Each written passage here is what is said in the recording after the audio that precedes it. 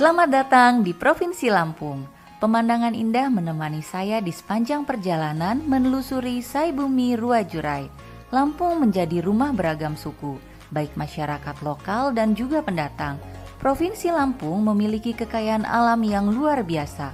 Salah satu komoditi unggulannya adalah lada hitam yang menjadi bagian dari lambang provinsi di ujung timur Pulau Sumatera ini.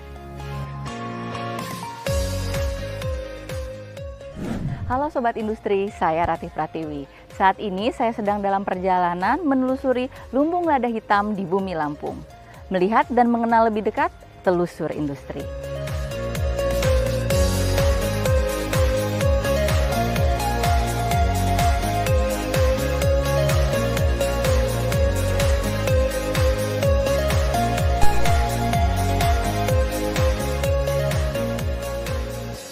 Provinsi Lampung merupakan penghasil lada hitam terbesar secara nasional, dengan luas tanam 45.642 hektar dan produksi 15.229 ton. Lampung Timur juga telah ditetapkan menjadi salah satu kawasan sentra pengembangan komoditas lada.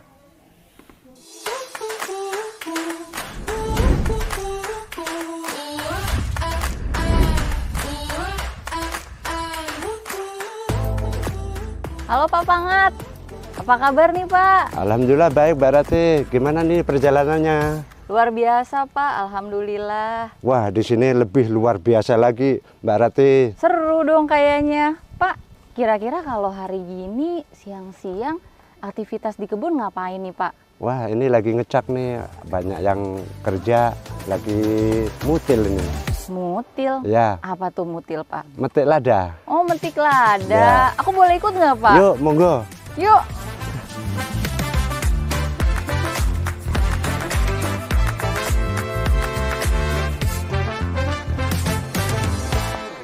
Pak, kira-kira yang mana nih Pak yang udah siap petik? Ini Mbak Ratih yang mau ini dipetik. nih, yang ini. Yuk kita naik.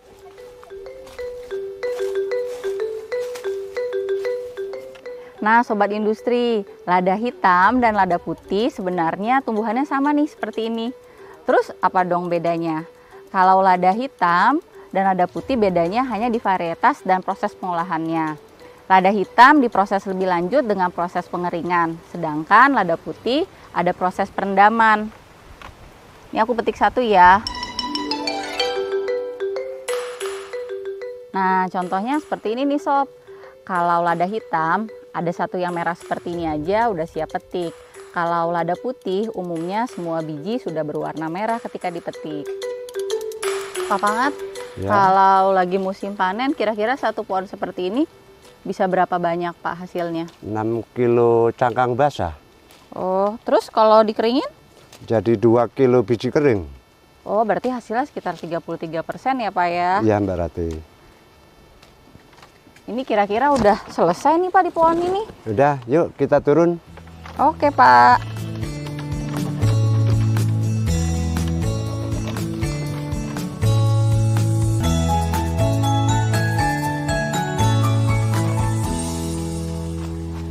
Nah Sobat Industri, lada hitam Lampung ini sudah memiliki sertifikat indikasi geografis sejak tahun 2016.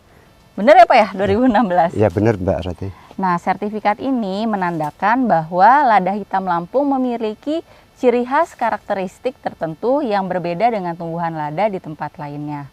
Nah, Pak Pangat bisa ceritain nggak ke kami kira-kira waktu itu gimana sih perjalanannya memperoleh sertifikat indikasi geografis?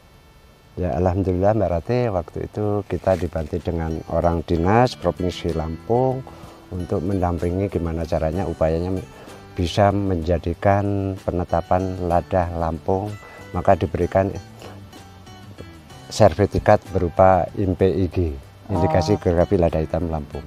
Jadi waktu itu sempat dapat dampingan juga ya Pak ya dari dinas tempat untuk mempersiapkan dokumen-dokumen pembuktiannya bahwa di sini memang layak untuk diberikan sertifikat indikasi geografis. Ya benar Mbak Ratih. Kalau tantangannya kira-kira apa Pak petani lada saat ini? Nah, kalau tantangannya salah satu yang petani Lampung yang ada di Lampung Timur ini salah satunya tentang harga. Dan yang kedua adalah cuaca. Kalau cuacanya bagus seperti ini 3 bulan sampai 4 bulan, nanti di tahun 2024 akan lebat. Oh, berarti kembali. tahun depan harapannya karena cuaca baik, lebih bagus lagi ya Pak ya hasil Ya, panennya di ya. 2024. Ya, amin, amin. Ya, berarti saya mau lanjut dulu ini, mau lihat yang kebun salah satunya lagi. Oke Pak, makasih ya Pak. Yuk, sama-sama.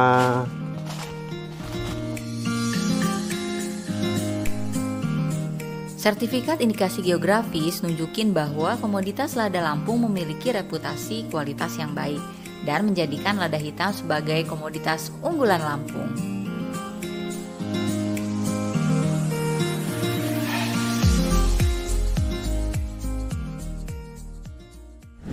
Nah, tadi kita sudah ngobrol banyak dengan Pak Pangat terkait tantangan para petani lada hitam di Lampung Timur. Kali ini saya sudah bersama dengan Pak Heri dari Dinas Pertanian dan Perkebunan Lampung Timur.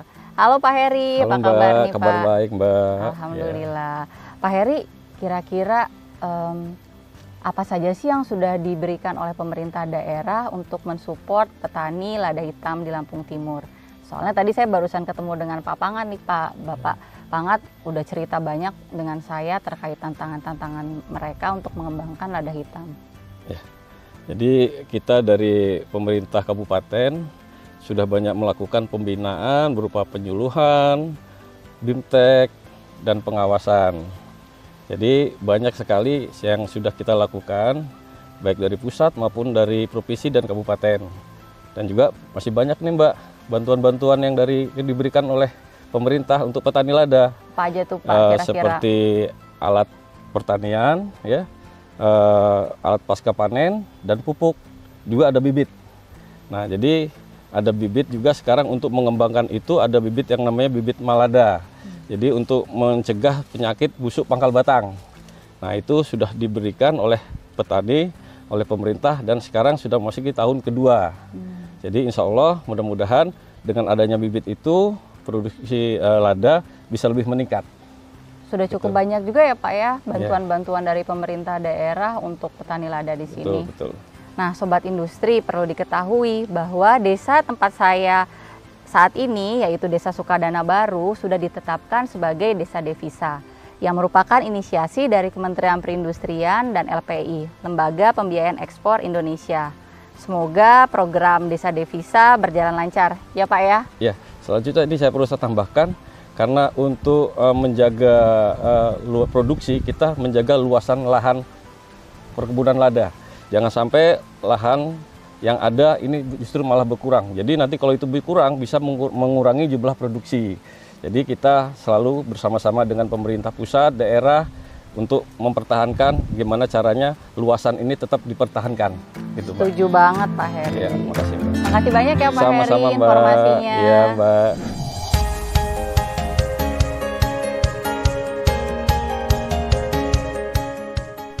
Di sini lada hitam bukan sekedar komoditas, tapi sumber kehidupan bagi lebih dari 500 warga.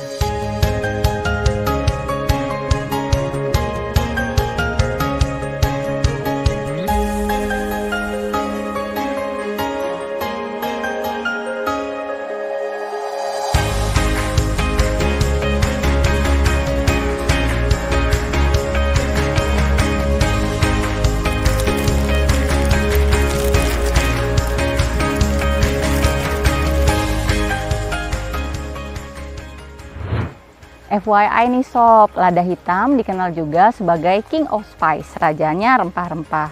Dulu di Eropa di abad ke-14, lada hitam menunjukkan status sosial seseorang. Semakin banyak makanan yang menggunakan lada, maka semakin kaya orang tersebut. Ngomong-ngomong tentang makanan, kayaknya jadi pingin masak nih, lapar.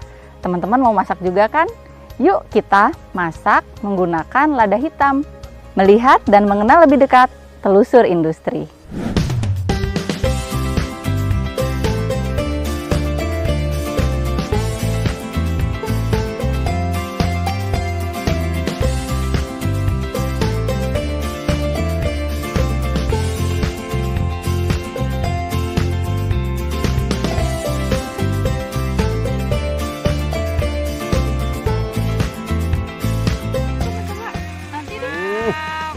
Mantap. Mantap bener rasanya lada hitam Lampung Timur.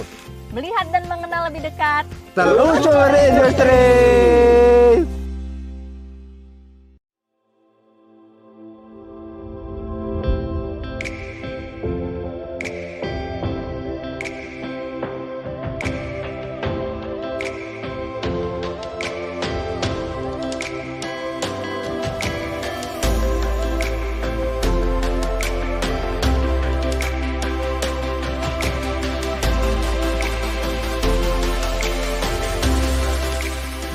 Halo Sobat Industri, tadi kita sudah dari kebun lada. Sekarang kita sedang ada di Sentra IKM Lada Hitam Lampung Timur, tepatnya di Koperasi Mutiara Cahaya Baru. Sobat Industri mau tahu bagaimana cara mengolah lada? Yuk ikuti saya. Halo Pak. Halo Mbak Rati. Lagi ngapain nih? Ini mau proses pengovenan lada karena cuaca hari ini kurang bagus, tidak bisa mengeringkan dengan sinar matahari sehingga kita menggunakan bed dryer. Oh iya, Sobat Industri perlu diketahui ya, alat ini merupakan bantuan dari Kementerian Perindustrian untuk Koperasi Mutiara Cahaya Baru. Kapasitasnya berapa Pak? Untuk kapasitas 2 ton Mbak. Nah Sekali kapasitasnya 2 ton ya, Iya. kapasitas 2 ton. Biasanya sebelum ada bantuan alat ini Bapak perlu berapa lama nih untuk mengeringkan lada? Biasanya kalau cuaca panasnya bagus 3 hari kita pengeringan. Tapi kalau kurang bagus bisa 1 minggu, bisa 10 hari dan mempengaruhi dari kualitas lada nanti saat keringnya.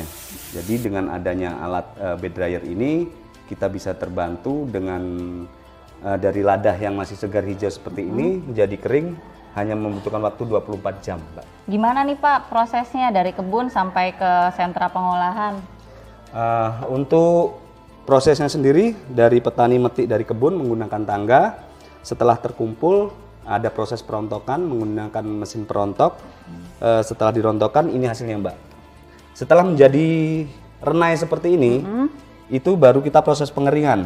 Oke. Jadi cara kerja mesin ini Mbak, setelah bahan baku kita tuang di bed dryer ini, terus kita nyalakan api yang ada di tungku sana. Oke, Setelah terus? tungku panas, kita nyalakan blower. Blower ini menghisap hawa panas, jadi asap tidak ikut masuk di bahan baku, jadi aman, tidak berbau asap nantinya saat lada sudah kering. Jadi setelah api sudah dinyalakan, kita tinggal hidupkan blowernya saja. Setelah proses pengeringan dengan oven pengering, nanti teman-teman IKM akan ukur kadar air ya Pak ya. Iya, betul. Umumnya kadar air yang bagus itu 10-12% agar masuk ke spesifikasi parameter mutu. Setelah diukur kadar airnya, jika sesuai, nanti langsung dilanjutkan proses sortasi. Kemudian ditaruh di sini ya Pak ya? Iya. Ini prosesnya apa nih Pak setelah ini Pak? Di sini kan kita proses pendinginan Mbak. Setelah dingin, biasanya kita mengikuti grade permintaan pasar. Jadi setiap pembeli biasanya dia mempunyai grade sendiri. Grade kerapatan apakah dia mintanya GL 500 atau 530, bahkan yang bagus 550 Mbak. Jadi setelah kita simpan di gudang pendinginan ini, baru kita sesuaikan dari permintaan pembeli. Setelah itu baru kita bersihkan lagi, baru proses pengemasan. Jadi Sobat Industri, kalau buyer itu dia punya spesifikasi tertentu. Contohnya nih, buyer dari Amerika, mereka mengacu ke standar ASTA. Kalau standar ASTA itu kerapatannya 550 ya Pak ya? Iya, betul Pak. Selain yang 550, kerapatan 550, ada buyer dari negara lain nggak Pak yang minta spesifikasi berbeda? Yang pernah datang ke gudang kami, ada buyer dari Pakistan, dari Dubai, dari India, dan mereka dengan spesifikasi masing-masing Mbak. Ada yang minta GL 400, ada yang 500, ada yang 530. Nanti kerapatan itu mempengaruhi harga ya Pak ya? Betul Mbak. Oke. Wah Sob, ternyata customernya Mutiara Cahaya Baru ini udah dari berbagai penjuru dunia. Ternyata Lampung Timur memang lumbung lada hitam dunia.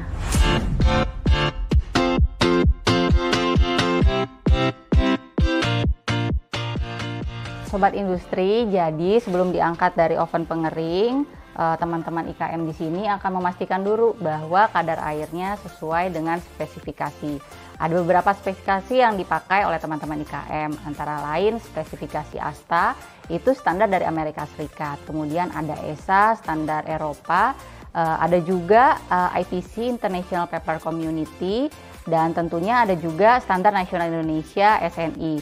Kadar air maksimumnya semuanya 12% teman-teman. Nah sekarang Pak Eko mau bantu kita untuk mengukur kadar air dari oven pengering. Seperti apa produknya, apakah sudah sesuai? Yuk kita lihat. Jadi untuk mengukur kadar air kita harus tentukan dulu 200 gram lada yang kita masukkan. Oke, setelah itu kita masukkan di alat pengukur kadar air. Nyalakan.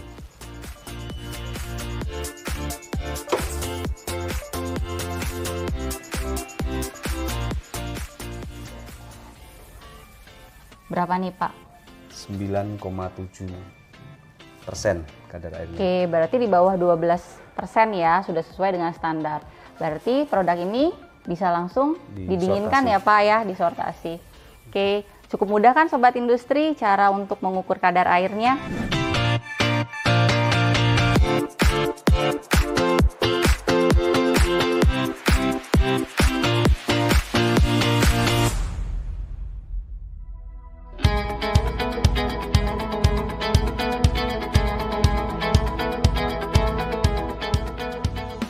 Sekarang lagi ada apa nih Bu, kegiatan pembinaan industri di Lampung Timur?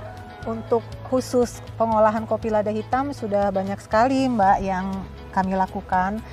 Dan terima kasih juga kemarin Mbak Ratih sudah banyak membantu kami dalam hal pendampingan dan lain sebagainya. Apa saja kemarin Mbak Ratih luar biasa bantuannya dari Kemenperin? Kemarin itu kita sudah ada bimbingan teknis tentang sistem keamanan pangan, kemudian ada beberapa kegiatan-kegiatan pendampingan untuk meningkatkan produktivitas dan diversifikasi produk. Ada juga bantuan mesin peralatan nih Bu. Itu untuk KWT ya Bu ya? Iya Pak, itu luar biasa sangat membantu kami Bu, terutama juga untuk mendorong kami meningkatkan artinya nilai jual dari produk dari lada hitam yang ada di sini.